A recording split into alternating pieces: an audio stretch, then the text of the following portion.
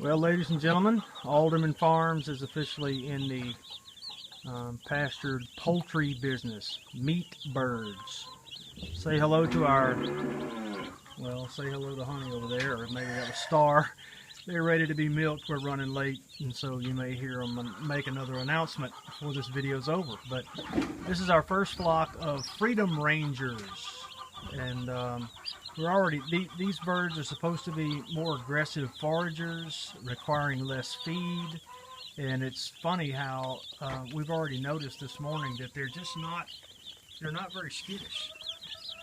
Watch how, see if I can see my hand. See, put my hand down in here and they come to my hand. They don't run away. I just moved their little feeder from underneath the light to over here in the corner. I don't like to put the feeder under the light. I like them to come out from under the light to get their feed, but that's interesting. They're very aggressive. They're jumping over in the water. I probably have to put some rocks in there to make sure they don't drown, but so far they don't look like they're gonna drown. I mean, these are day-old chicks, or 2 or 3 days. However, they just arrived this morning by U.S. mail. But they're very aggressive, very hardy, and so we're looking forward to seeing how this first effort at raising meat birds on pasture goes. And thankfully, I believe most of these are already spoken for.